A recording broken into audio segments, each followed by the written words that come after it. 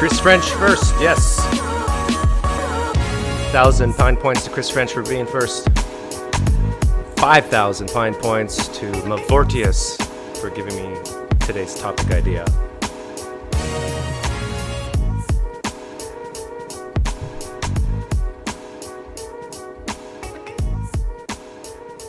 Am I looking a little pink?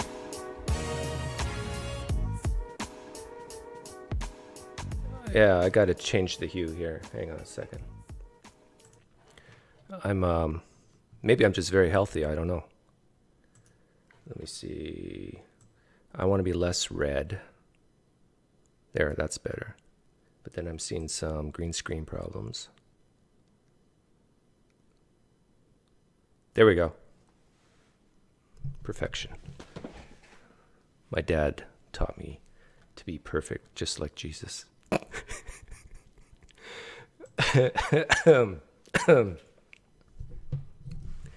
Forgive me, Father, for I have sinned.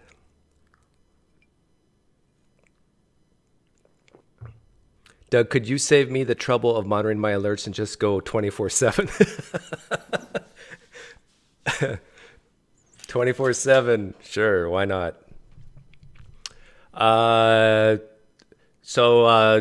Jordan guy, Mavortius, his real name is Jordan. He sent me an update on Gregory Koukl. Who's Gregory Koukl? He is that guy. This is a video from 2007, so it's dated. But he is a Christian who went through the Four Horsemen movement of the New Age, New Atheist movement, and realized Christians were getting beat up badly. And he did not like that. Well, who does like that? Who likes being beat up? And so he came up with an idea for Christians. And the idea, well, we'll see that later. But let's hear. You remember what I have often said is the way people become Christians, typically, not all the time, is through either indoctrination or desperation.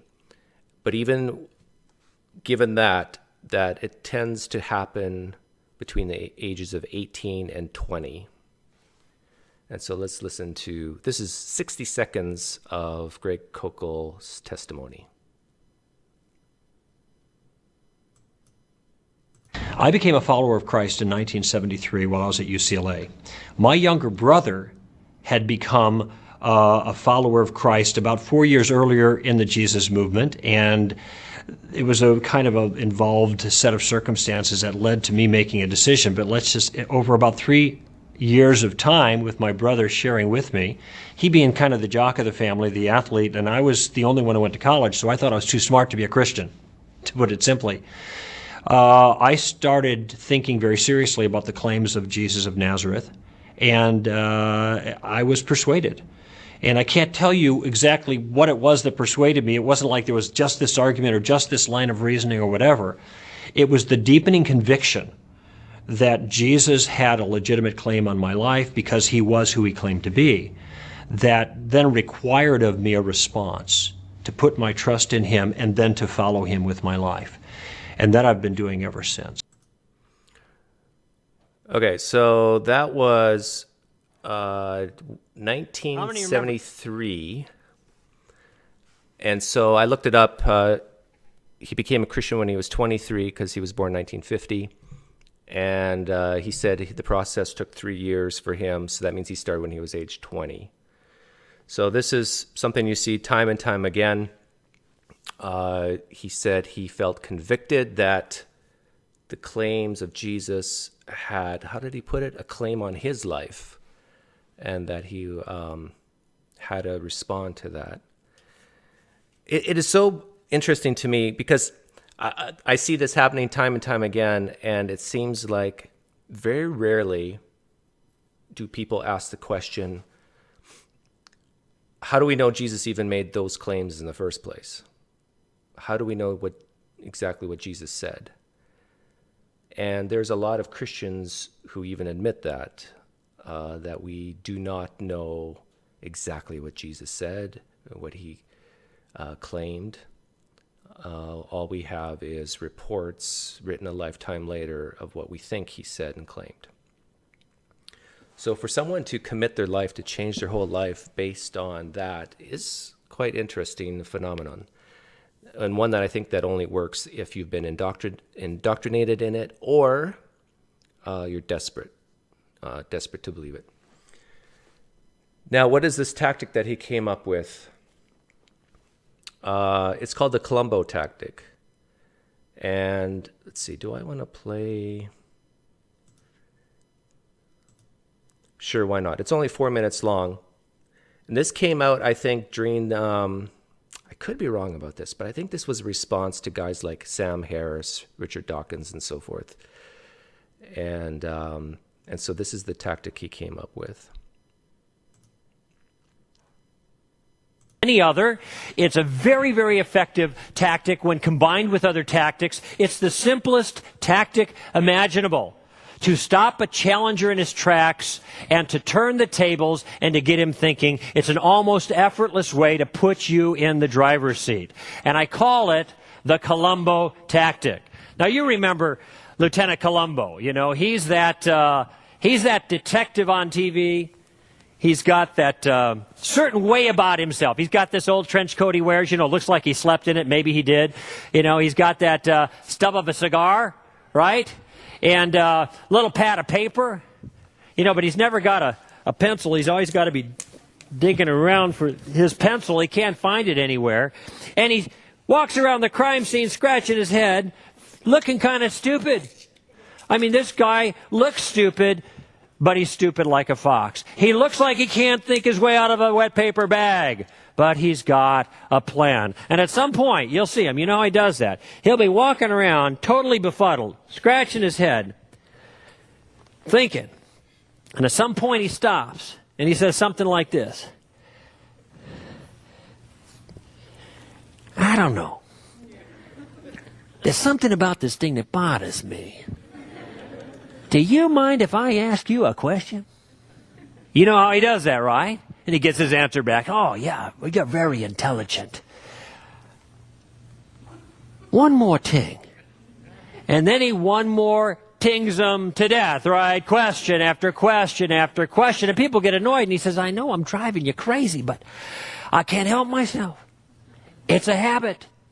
And this is a habit that you ought to get into. The key to the Columbo tactic is using carefully selected questions to disarm the other person and to productively advance the conversation. Listen, if you don't know where to go in any particular circumstance, you find yourself stonewalled, just ask a question. Never make an assertion when a question will do. Don't start preaching at somebody right away. Try to find some way to advance your point by using questions instead. And with a little planning and a little practice, this can become second nature. Now, this approach offers tremendous advantages. Questions, for example, are interactive. They invite others to participate in what you have to say.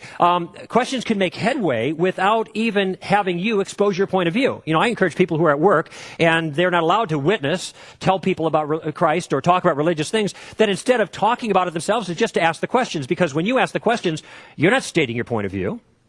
Questions also can serve to shift the burden of proof on the other person if they're making the claim. But most importantly, these questions, using the Columbo tactic, keeps you in the driver's seat. I like that. I agree. It invites others to participate when you ask questions. You make headway without stating your case. It shifts the burden of proof. I agree with that. And it puts you in the driver's seat. You notice this is what I do often. But I'm happy to take the burden of proof at times, especially when it comes to Christianity, because that's what I'm very familiar with. So I've actually changed my mind on this probably in the last year, where I will move from saying I have a lack of belief in Christianity, in that God, in Jesus, to say, no, I will claim that I have no belief, a positive no belief. And if someone wants to say, well, now you have a burden, I will say, yes, I do, and I am willing to defend it. I'm okay with that. And I got a lot of videos where that's already been done. Now, when it comes to a god I really know nothing about, like one of the Hindu gods or Norse gods or whatever, I really can't do. I think I legitimately have a lack of belief because I really don't even know anything about it. But when it comes to Christianity, I am willing to take that burden. Now, why did this come up this morning in my Facebook feed from my friend named Jordan? Is because I'm involved in SC quite a bit. I'm in a lot of SC Facebook groups, and that stands for Street Epistemology. And I think it is a great method of having interactions with people about deeply held beliefs. And if you guys know Reed Nicewonder or Anthony Magnabosco, you'll see this technique used in more than just religion. This is what it seems like. There's only pushback because of the religious part, but you'll see it used for things like diet and exercise, GMOs, new age stuff. It can be used in any situation. And why is it good? It's good because you're using sort of like the Columbo tactic. You say, hey, something's not adding up here. Do you mind if I ask you some questions? And trying to explore the reasons for the belief. How would you go about testing if the belief is true or not? What would change your mind? Questions that get to those types of answers. Now, here's the problem. And I will play a short video of what the problem is for the Christian now. And the problem is, what if this is used back on them, this Columbo tactic, which is similar to street epistemology? What if it's used back on the Christian? What should the Christian do? Well, this is Greg Koukl's advice. For years, I have been advocating using a technique of asking questions in order to maneuver more effectively, carefully, and persuasively in conversations with people who disagree with you, okay?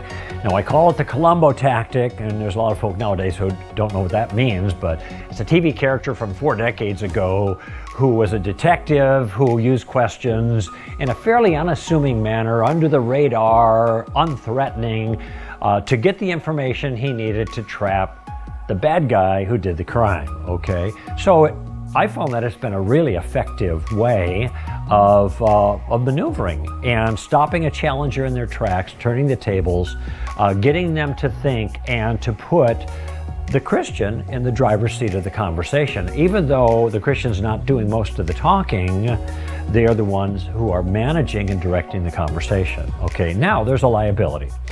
At least some think it's a liability, and the question comes up, what if somebody else is trying to use the Columbo tactic on me? I bet, and if I was a betting man, which I am, I bet he's saying this because of street epistemology. He's not using the word, he does not use those words in this video. But I think this video it says it's published on May 15th, that was yesterday. And I don't know when this was filmed, but I have a sneaking suspicion that Greg Koukl has heard of street epistemology and is making this video as a direct response to it without actually acknowledging it. It's a guess, but I'd be willing to bet on it. That is, what if they're using the questions to maneuver me, to manage me, for them to be in the driver's seat, okay? Now, there's a very simple answer to that, and it depends on what question you have in mind. In the Columbo Method, the game plan that I talk about in the book. In fact, you know what? There's a Christian guy on Facebook who said to me that he'd be willing to set up a interview with Greg Koukl, between Greg Koukl and me. I think he said that. So there's a small chance he's talking to me right now as a response. I don't know. Tactics. I talk about 3 different uses of the questions or the Columbo tactic. One is to gather information, and we use a question like, what do you mean by that? Or some variation. Another one is to reverse the burden of proof, so that if somebody else makes a point they make a claim, we can ask them, well, how'd you come to that conclusion? Or what are your reasons for that? The third use of Columbo is to make a point. So you're asking a series of questions that's building to a conclusion where you can make your point, okay? That's it. That's the basic structure of the Columbo tactic. That's the basic game plan. So what happens if somebody uses those three methods towards us? Well, do I mind, do you think, if somebody asks me what I mean by that?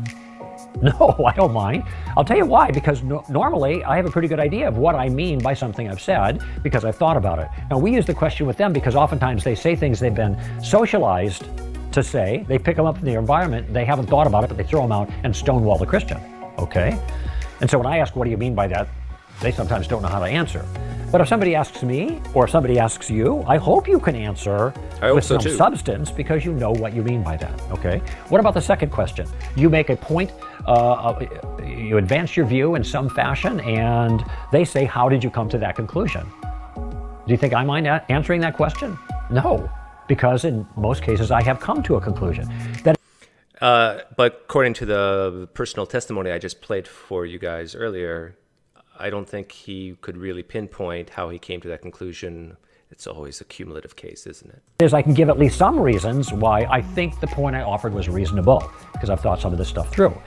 Now, if you don't know what you mean when you make a point, or you don't know the reasons that you hold the view, well, that could be a problem. And all that means is then you got to bone up. You got to do some homework. But there's no reason you should fear those questions if you're a thoughtful Christian. It's the third use of Columbo that could be a problem, because in that case, a person is using questions to kind of lead you down the primrose path, and you're making leading you down the primrose path. What does that mean?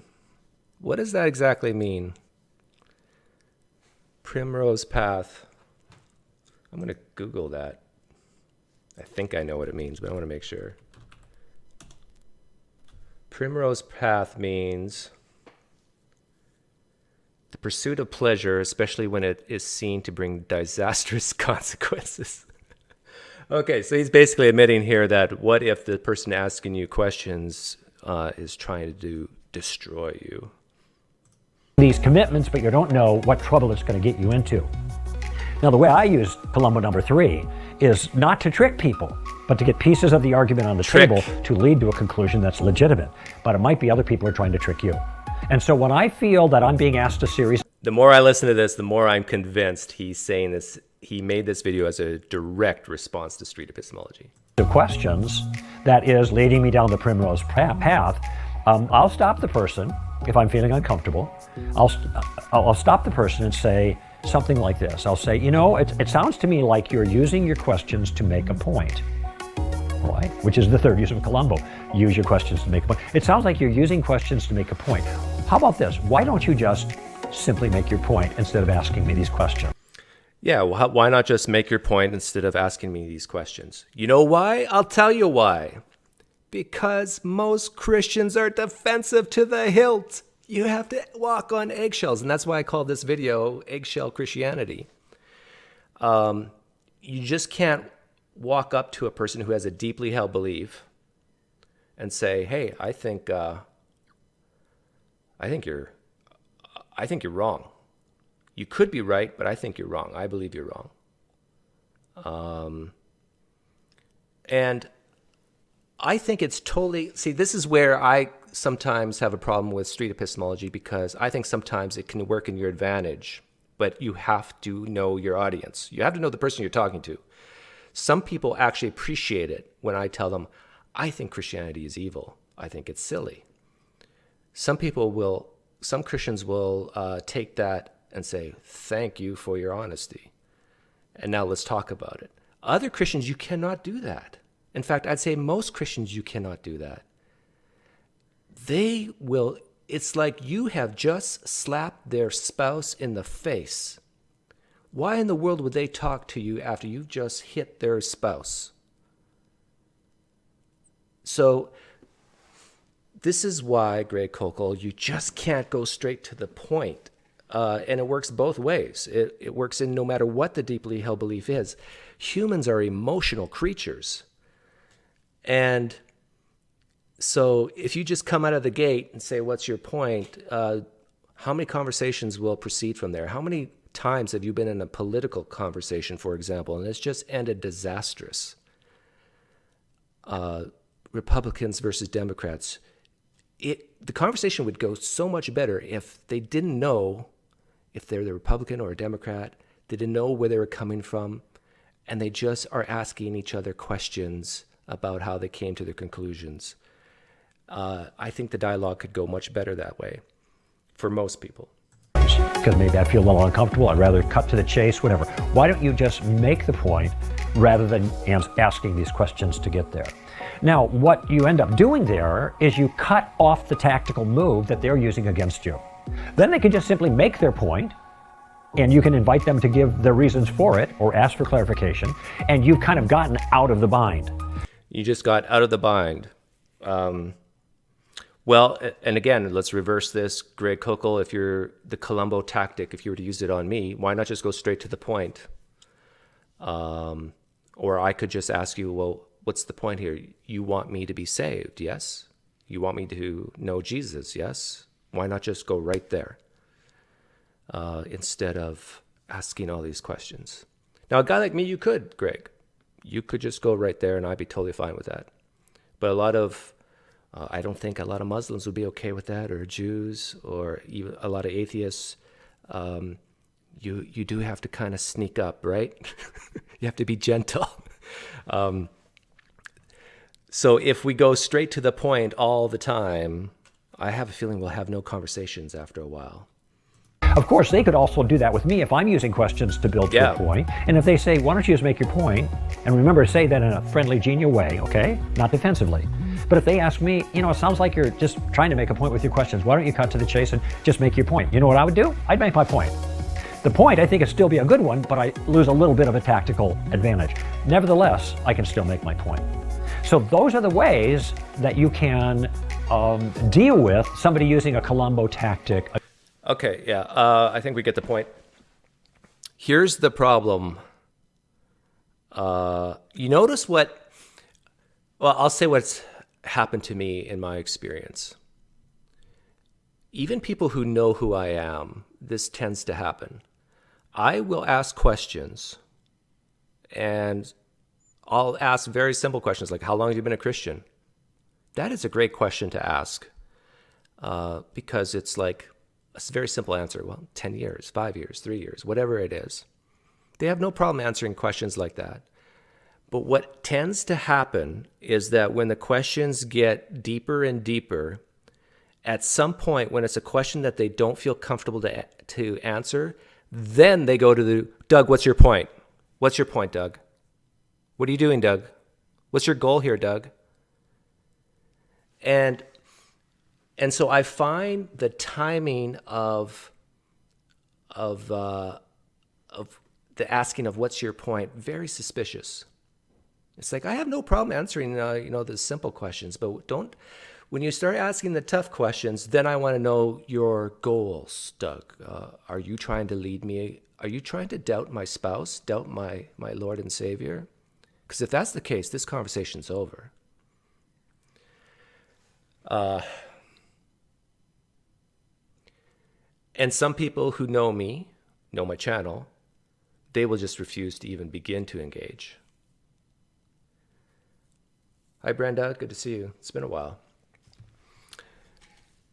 And I was thinking back this morning of all the times that when the questions get harder, they'll either ask, okay, what's the point? What's the goal? Or there's another option that a lot of Christians have done in my experience, and that is to answer a question that wasn't asked.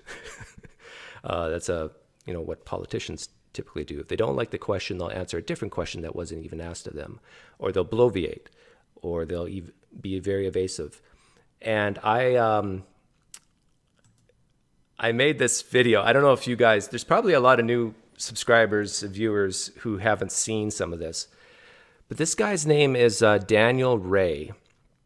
And this is a perfect example of when questions become difficult and where a Christian will kind of divert, bloviate, answer questions that wasn't asked. Reed Nicewonder and I, you can see him in the corner, I think, just his head there. We're talking to him, and the whole topic was on extraordinary claims require extraordinary evidence. And watch what happened here. I'm going to make sure I got it queued up. To say I would not put any stock in the car unless it perhaps had some bearing on what you and I would be doing in future interactions. The missile claim. So I asked him the question, if I made the claim I had a car versus I had to claim that I had a nuclear missile versus I had to claim that I had an interstellar spaceship, what kinds of evidence, what levels of evidence would I need for you to believe each of those claims? It's just, it would depend on whether or not we're entering. If you're selling me the missile or the car, then I'm going to be vested in that, and I would want to see those things. So am I hearing you right that you would believe me if I said I had a car and I said I had a nuclear missile, and if I gave you a photograph of a car, if that sufficed for you for the car, it would also suffice for you with the nuclear missile? But in terms of, you said with the car that this is you, this is a picture of you with the car. And I think it would suffice for me. Okay, I have no stake in this claim. Doug says that's his car. That's his car. How is this affecting me? It doesn't seem to be at all. Unless you're selling me the car. Dan, I've got this car. Here it is. I would need title and more than just a photograph. So we're getting into the same thing. I own a missile. I own a car. I want to sell them to you. Now I'm personally invested in the kind of evidence you're offering. But it still would not be extraordinary evidence because documentation, photographs, missiles, and cars are all common things. It's just greater evidence. Yeah, I would think the documentation of ownership on either object is normal. It's normal. It's just registered to Doug. I mean, a nuclear missile is normal? Well, you just said there were thousands of them, and it wouldn't be incredibly out of the realm of possibility that you could. For me, an individual citizen, that would be normal? Okay, but no, it wouldn't be. But the documentation demonstrating that you own it would be normal. A certificate from a government. That's not what we're talking about. Oh, well, we're talking about the idea of evidence being extraordinary, and I'm just saying that the evidence would be normal. We're talking about the idea of evidence matching the level of evidence matching the level of the claim. But the level of evidence would be the same. It would be a certificate of ownership. It's a piece of paper. Yeah, Daniel, I sense you know where I'm going with this, and you're pushing back hard. Yeah, I do. I've had this argument with a few people online, but not in person. But we haven't gone to the extent that I think we're going. But the evidence, to me, the idea of it being extraordinary is a subjective assessment made by the individual, not scientific. Can you repeat back to me what the purpose of my question is? To determine whether or not we agree on levels of extraordinary. Rankings, right. Rankings, yes. And so you and I can agree that you claiming that you own a missile is unusual. But the proof that would demonstrate that would be ordinary. It would be documentation that we would rely upon. Government authorized documentation of some kind that showed a transaction between you and the previous owner. That's normal. Yeah, I think that's where we disagree, because you would show me a piece of paper, you would show me the photograph. I actually think you're being disingenuous right now, and I hate to say it, because I think in your life, you live your life exactly the way I'm describing it. When you hear a claim and it's sort of bizarre to you, and I think you would doubt it more and require more evidence before you believe it, compared to a different claim that you don't find bizarre. I think that's fair to say. No, because I agree with you that if you were to say you owned a missile, I would be instantly curious. But if I have nothing vested in it, Doug, I'm not going to press you. Okay, let's use the word curious. Would you be more curious about the nuclear missile than the car? Not really, because at that level, you've kind of subjected yourself to a level of something that's not normal. I know we're probably talking in circles here, but I'm going to give it one last try. Sure. What type of evidence, if I made a claim that I have an interstellar spacecraft, what evidence would you need to believe me? I really wouldn't pursue the question. Is that an honest answer? I mean, that's as honest. Okay, you see what's happening here, right? This guy knows that if he admits that he would require a lot of evidence that I own a nuclear missile compared to I owning a car. If he admits that he would need a greater level of evidence that I own an interstellar spaceship, like to truly believe me on that claim, then he has to admit that he needs a higher level of evidence for a man who claims to have walked on water, raised the dead, and he himself was risen from the dead. And he does not want to go there. Why? Now, some Christians say that the evidence is extraordinary. There is a high level, but we're talking about today you're believing something based on dead, anonymous writings, except for Paul. but even Paul we don't know much about. Is that a high enough level of evidence to believe in such extraordinary, amazing claims? A lot of Christians don't even like the word extraordinary anymore because of Sagan and Hitchens. So my advice is use the word big claims, because extraordinary has almost become a trigger word. And so you heard this guy named Daniel say, I wouldn't even, when I asked him, what evidence would you need to believe that I had an interstellar spaceship? I wouldn't even pursue the claim. It's basically, I like Reed's response there. It's like, are you being honest now? Or whatever he said. But yeah, it's one of those things where I think Greg Koukl would say, at that point, what this Daniel guy should have said to me is, Doug, what's your goal here? What's your point? That's when you should ask that question. And then this second gentleman's name is Mike Brown. I'm playing this because I'm showing you why street epistemology is needed, because I'm not really doing street epistemology here. I sort of am, but I'm sort of in between. But I want you to just see the defensiveness that can arise when the questions get tough. So this is Mike Brown. He is a seminary student. He might even have his PhD by now. I forget what school he was from. But it must be getting close to, it's July 29th, 2017. That's all? Boy, it seems longer than that. But anyhow, listen to what happened here. Lower your confidence. Anything? What would lower my confidence? Well, let's start with you. What was the last historical research you've ever done? Of any type. And I'll make a comparison. When I was 23 years old. Then he bloviates for 3 minutes. I timed it. Okay, now, so am I hearing you say that it's just impossible to? No, it's not impossible. It's just when you start actually doing historical research, really doing history, these are just the realities that you find. Okay. It's just what it's like.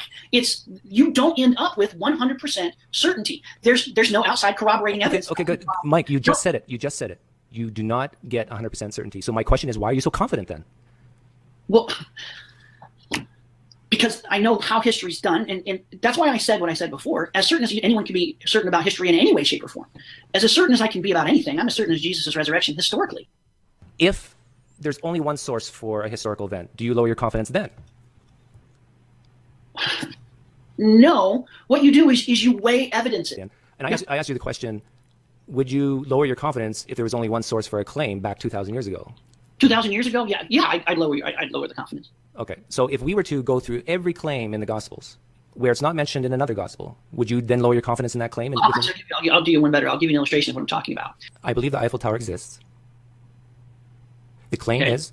Now, on a scale of knowledge and belief, where is See, now this is good because what Mike Brown is doing here is he's employing the Greg Koukl, the Columbo tactic back on me right now. And this is how I handle it. Where is your confidence level in the Eiffel Tower? Is it a 10 or is it a 5? Where is your confidence level in the Eiffel Tower? It's 9.999999999. Based on what? Based on the evidence we just listed. Two eyewitnesses. You only have 2 eyewitnesses. Yeah. You know what, Mike? I would be satisfied with 1. Even worse. You would be satisfied with 1? Yes. Yes. You know why? Why? Because it matches the claim. And so because it happens to match the claim, they happen to tell you what you already want to believe. You're willing to accept that. Golly, you're pretty trusting. Seems to me that you're pretty gullible. Yeah, you just believe what anyone tells you. Yeah, Mike, I am. I guess I am, because if you told me you had a dog, I'd believe you. Right. You believe me. You don't have any evidence that I have a dog. But if you told me you had a fire-breathing dragon, I wouldn't. You know what's the difference? What do you think is the difference? One's a little rarer than the other. One's a little more extraordinary than the other. Rarer, extraordinary. Explain those words. I've never seen a fire-breathing dragon, but I've seen many dogs. You've never seen the Eiffel Tower. I've never known someone who's seen a fire-breathing dragon. I've never seen even. You don't think I can find something that you haven't seen in the world? Did you go to the pyramids? You ever seen the pyramids in Egypt? Has anybody else seen the pyramids? Has anybody else seen the fire-breathing dragon? Now, see. Now, my point here, Doug, is if we're going to be skeptical, you have to apply the skepticism all the way across the board. And there comes a point where you can get to the point of irrational skepticism. It is a possibility. Is it I found- irrational? Do you believe it's irrational to believe, for me to believe in the Eiffel Tower, that it exists, based on 2 eyewitnesses? No, not at all. Okay. But the skepticism card. Hang on. Why? You can play this game literally with anything, and that's what you're missing here, Doug. The game that you're playing, skepticism, it can go to anything. This is what Descartes was talking about. This is what Hume talked about. Is that this skepticism you can apply it to anything, Mike, and destroy anything. The question isn't, can you apply skepticism? The question is your skepticism warranted? Okay, great question. Is my skepticism warranted if you told me you had a fire-breathing dragon? Actually, I would like to ask the next question. And I would say, considering, I'm just not going to answer your question. Why not? Because I don't want to. And you don't get to run conversations. We're in a conversation together.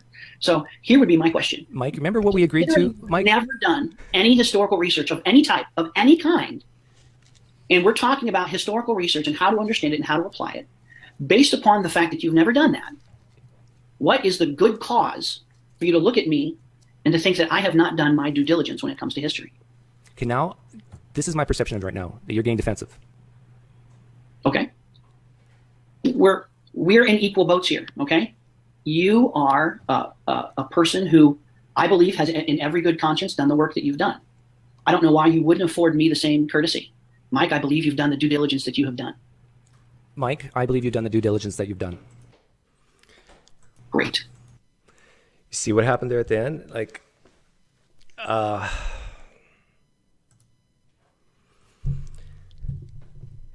here's a grown man who needs validation from a stranger like me. He was feeling like I was discrediting him, that he has done his due diligence. He felt like basically I was calling him irrational for believing what he believes. And this is where the defensiveness comes from.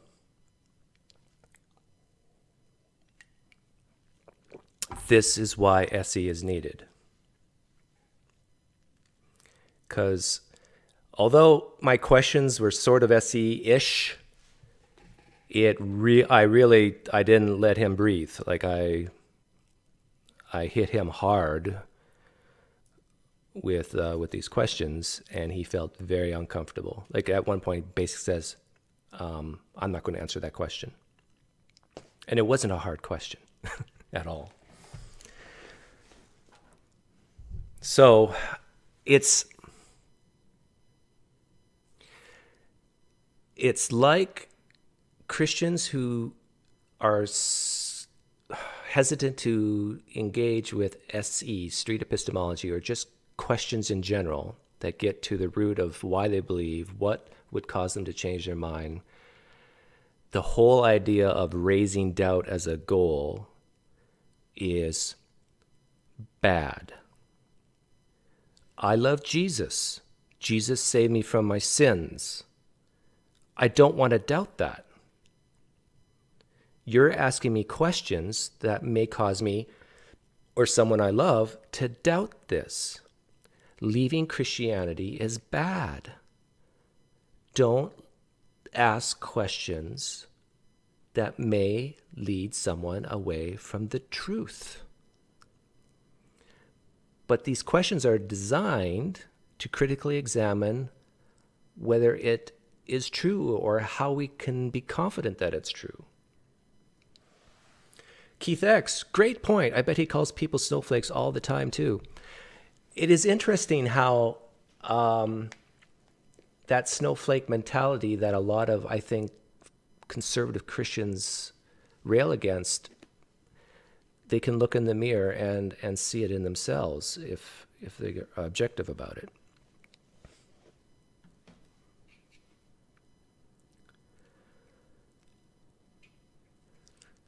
So I don't know what to do at this point. It's if I ask questions, and because I'm an atheist, it's automatically street epistemology, and it's automatically a bad goal of raising doubt, therefore stay away from Doug.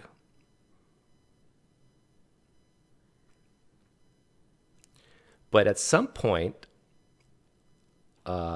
if Christians were to if all Christians were to do that, and if, let's say, even all atheists were to do that, and all Muslims or whatever, we have no conversations left, do we? It's all over. It's like we all just stay in our bubbles. Is that what's supposed to happen?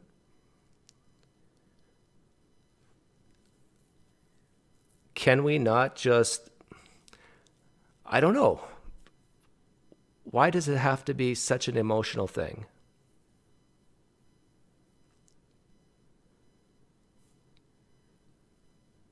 I'm tainted. Yeah. I'm a bad, bad man, says Rembrandt. Because I'm totally perplexed on what to do anymore if I can't even ask questions without every single question being perceived as ill intent.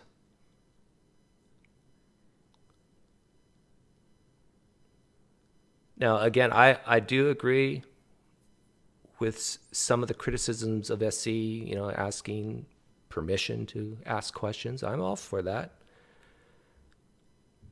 And if someone asks, well, for me, I'm in a different situation because people know my channel. They know my goals. They know my intent. So I don't think it's an issue so much for me. They know that my goal is to doubt just a little bit. But doubt is the opposite of faith, isn't it? Like if you have faith in your wife, your spouse, you trust your spouse. Can you, at the same time, doubt your spouse? So this is why there's the pushback. For me to ask someone to doubt just a little bit is like me asking them to distrust their spouse a bit. They don't want to do that. And as I've said in the past, for two main reasons, my hypothesis is because they don't want to go to hell. And number two, they don't want to see the decay and the immorality and the debauchery and the chicanery, the demise of the United States or whatever culture they're in if Christianity goes away. Here's another example. Just the other day I asked, to be honest, I haven't gone back recently to check to see if he answered, but I asked a Christian, I'll even call him out. Oh, what's his name? Mark. Someone help me out. I forget his last name. I asked a Christian pastor, and I think this is a really good question. Let's pretend Christianity is false, but still has 2.2 billion followers today. Okay, but Jesus Christ did not rise from the dead.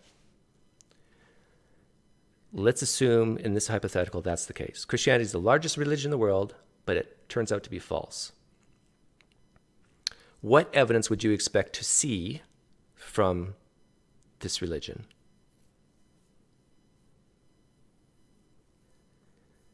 That is a powerful question. Now, a lot of Christians will say, well, that's impossible. There's no way a religion could be 2.2 billion people, large, big, if it's false. But no. Christians, you believe Islam, the core propositions of Islam is false, and it's like at 1.8 billion, right? And it's probably going to pass Christianity in the next 50 years. So it's very possible to have a big chunk of the population believing something that you think is untrue. So imagine Christianity is false, that Jesus Christ actually did not rise from the dead. And from today's perspective, what evidence would you expect to see for this false religion?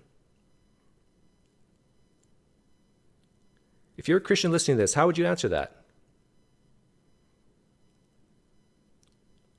What would you expect to see? What kinds of evidence would you expect to see if Christianity was indeed false, but it still exists today as a religion that's 2.2 billion strong?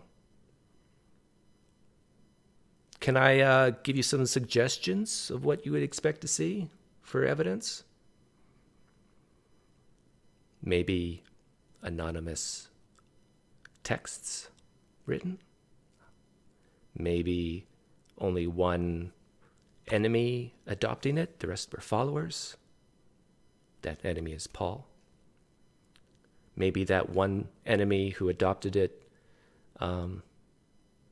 leaves it because of a vision and not actually seeing a body being raised from the dead. Maybe, maybe a lot of manuscripts, but maybe a lot of additions or subtractions from these manuscripts over time. Maybe a lot of, not contradictions, but, tensions and conflicting evidence of what exactly happened.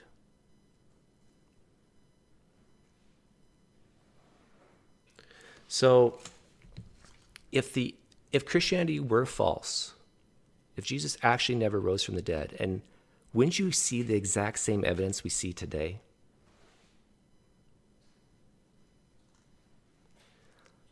Let that sink in. I'm quite sure that a lot of Christians say, no, there's no way. If Christianity was false, there's no way we would have all the evidence we have today. There's no way there'd be so many manuscripts. There's no way that we would have all these martyrs. Well, if Christianity was false, wouldn't we have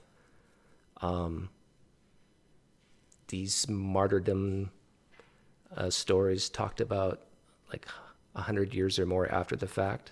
Which is the case.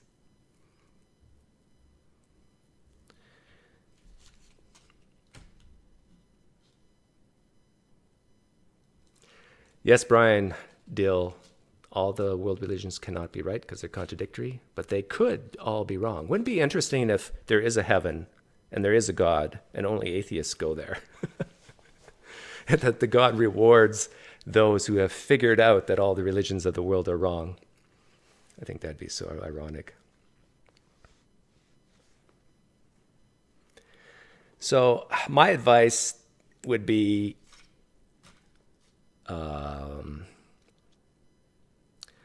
I know this is impossible. Well, close to impossible. But I think my advice to Christians is that when you're really on the path to what's true or not, and I know Christians absolutely hate it when they hear an atheist talk about truth. It bothers them so much. But if you're a truth seeker and you really care about what's true, you almost have to doubt that what you currently believe is true. You have to be open to the idea that you could be wrong. And Mike Winger and I went around and around on this for a long time on a previous video. But I think every religion wants the other religions, well, not every, the Abrahamic religions anyhow, want the other religions to doubt. Because doubt is the first step to going on the path that might lead you to the truth. Do you disagree with this, Christians, that you would want Muslims to doubt the Quran so they could see the truth of Jesus? Jews, don't you want Christians and Muslims both to doubt so they can see the truth of Yahweh in the Torah, in the Tanakh? Christians, don't you want Jews to doubt just a little bit that the Messiah already came and not that it's yet to happen, that the prince won't show up in the future, that the prince has already arrived? Don't you want the Jews to doubt, Christians? Everybody wants everybody to doubt but themselves. Dean Meadow says, Doug Winger would love to chat with you again. How do you know this? Mike Winger knows where I am. He can tell me that.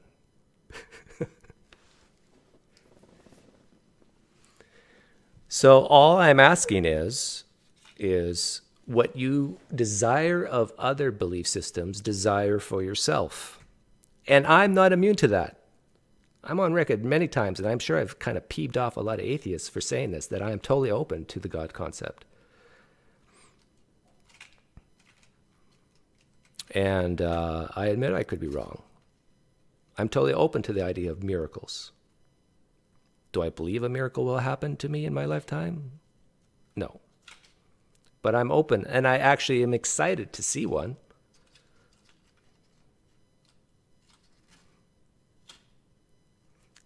Oh, Mike wants a personal conversation with me? Mike Winger, if you ever listen to this, I thought you were going to do a response video to Cam and I's 2-hour-long video on the minimal facts. I'm still waiting for that one. You, Dean Meadows, you and Mike Winger are debating Thursday? What, you and Mike Winger are debating? About what? Don't you both believe the exact same thing? Oh, don't tell me it's about pre-trib versus post-trib, some of these deeply theological beliefs. By the way, I'm an atheist, and I read the Bible almost every day. I'm going through the book of Revelation right now. Fascinating book. I highly encourage Christians and non-Christians alike to read that book. And I think it's a good book to read, especially now with what's happening in Israel. Very scary that some people want to help God along. The second coming, a lot of people believe, has to happen. The second coming, or third coming. It's actually the third coming of Jesus, if you count that he went to see Paul.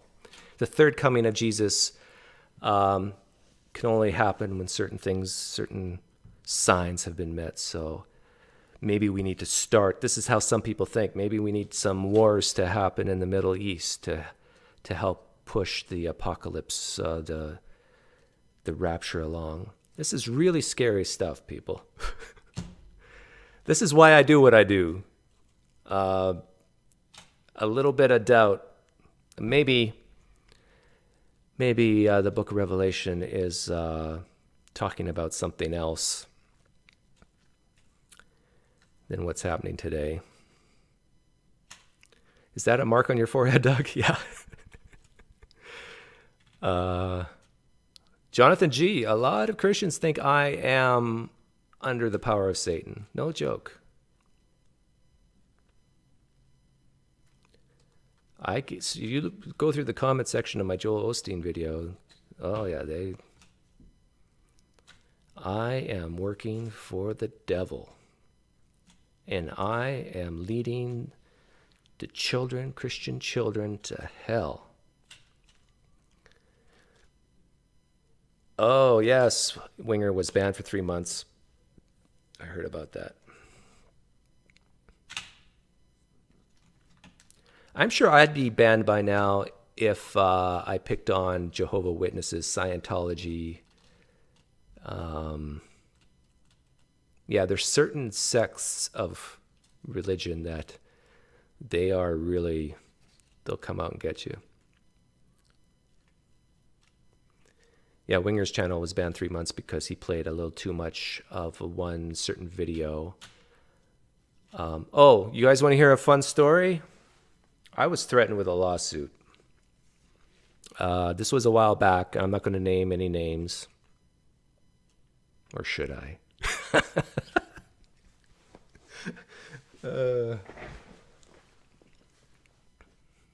Let me think about this. Should I name names?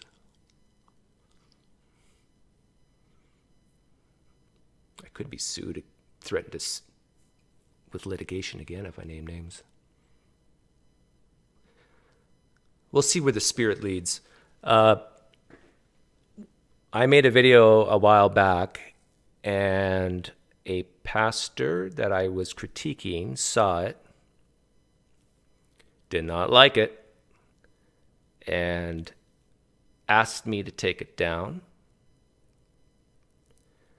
And I said no, but I said that I might take it down if he gave me a good reason, or that if he wanted to come on my channel and talk about it, if I misrepresented him, we could talk about it. I basically gave, if I did anything wrong, I'd give an opportunity for him to let me know and make it right. But just asking me to take it down, just no, I'm not going to do that. And I think a few weeks went by, and I got emails threatening litigation, and these were encrypted emails. As soon as I clicked off the email, and I didn't know this, and if I knew this, I would have done screen captures. so after was done reading these emails, they disappeared into the ether. And apparently, get this, my video hurt him with his vocation, with his job. And he let me know that it was hurting him financially. And so he claimed that he could sue me for damages.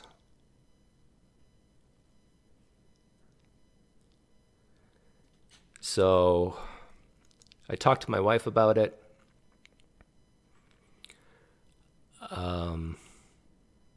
She really wanted me to stay out of trouble, so I said, okay, I'll take it down. If people are really smart and have seen my channel for a long time, they can figure out who it is. Well, yeah. But I'm not.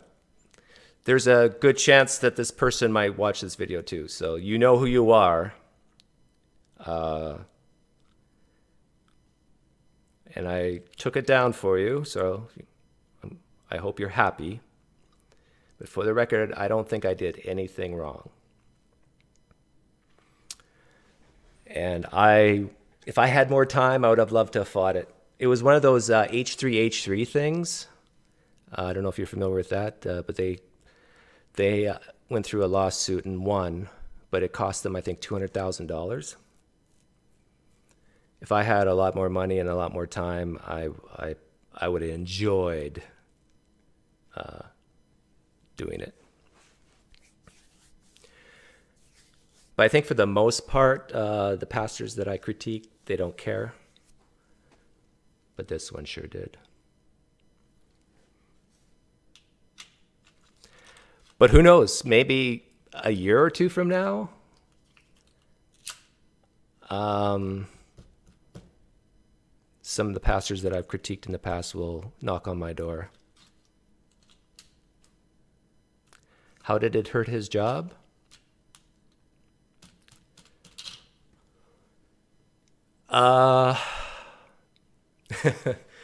Okay. When you type this person's name in Google and clicked on the video portion, one of my videos came up right near to the top. And this apparently hurt him in his vocation.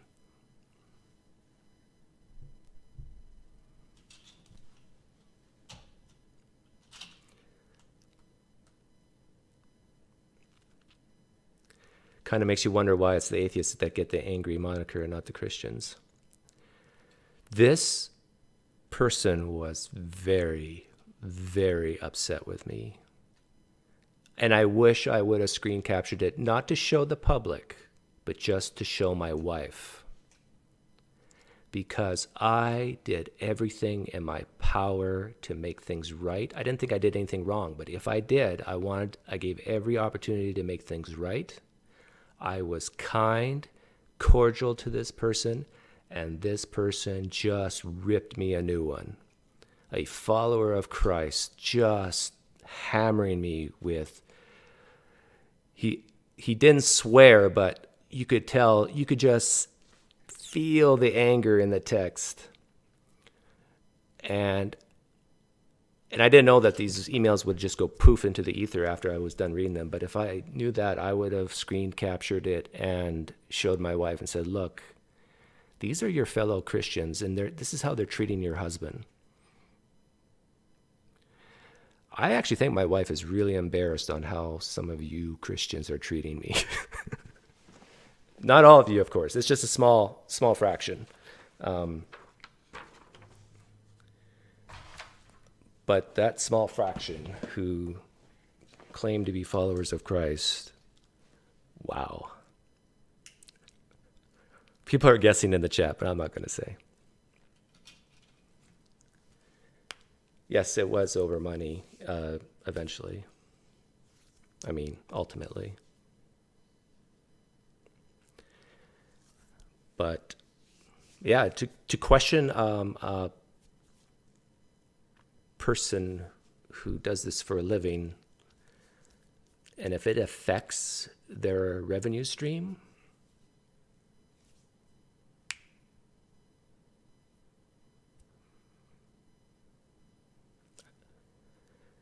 yeah. Have you ever deleted any other videos on your channel for any reason? I've deleted, I deleted the one I'm just talking about, and I think I deleted a couple others very early on when I started the channel. Some for just by sheer accident, some just for this reason. I thought it was a bad video.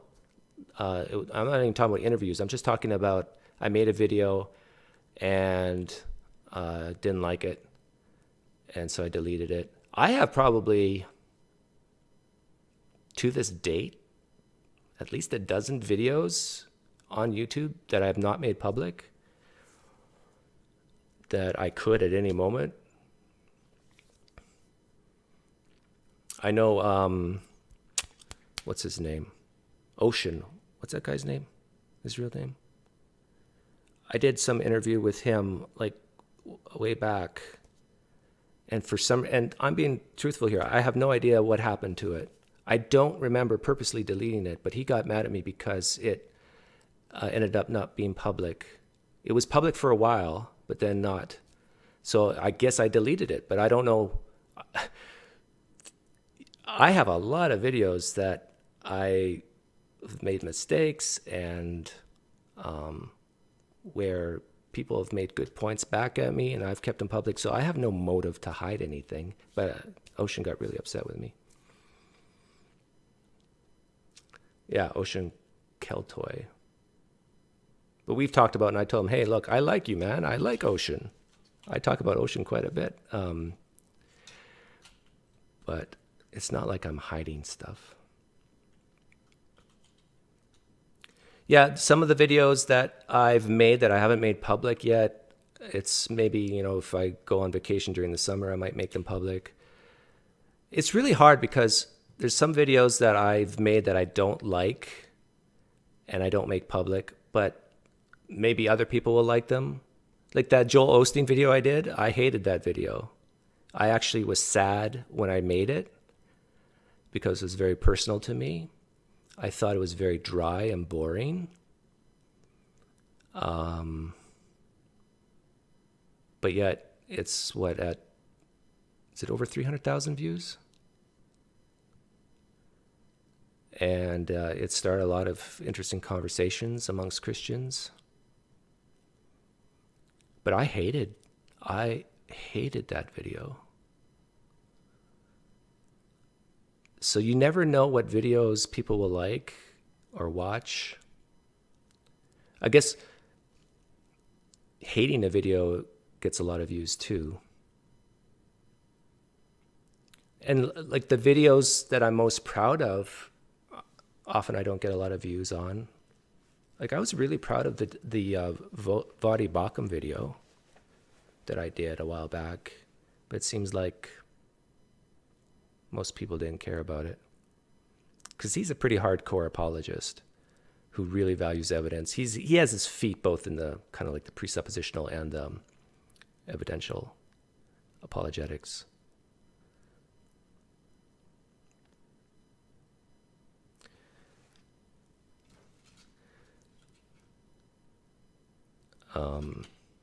So you just never know what people will like or what people won't like. But I have made no qualms that I do this YouTube channel primarily for me. This is my my way of venting, my way of making up for past, in quotes, sins. My way of getting meaning and purpose. I'm not ashamed to say that. Having this YouTube channel does give me meaning and purpose. And this is part of the reason why I don't ask for subscribers. I don't ask for likes. I don't ask for money. I actually I only have one reason to get a lot of subscribers, and that's to beat Reed Nice Wonder. I just want to beat him. But other than that, I actually think if I got a lot of subscribers, it'd be more of a hassle. Randomals, no, you have not missed any nudity. I'm still nude from the waist down.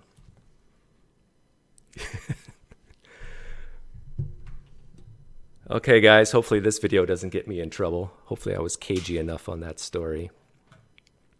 But thanks for hanging out. We will see you next time. I'm not sure if that's... Oh, announcement. It looks like Richard Carrier and Dr. Dennis McDonald will be coming on the show. Here we have two atheists, but one calls himself a Christian. Richard Carrier uses Dennis McDonald's work a lot, and they both respect each other a lot, but they both differ on the question of the historical Jesus and some other things. And so that would be a very interesting interview. Or I'm not sure if it's going to be debate style, like they each talk for 10 minutes and then question each other, or if it's just going to be a more informal back and forth. But that hopefully will happen next week, or at some time. So at some point that will happen, I think. Because I think both Richard Carrier and Dr. Dennis McDonald. Why don't I say Dr. Dennis McDonald, not Dr. Richard Carrier? They're both doctors, very, very educated, and very, very both smart. And yes, Aaron, my goal for my YouTube channel is just to beat Reed Nice Wonder. Once I have more subscribers than Reed Nice Wonder, my life will be complete. Have a good day, guys. Take care.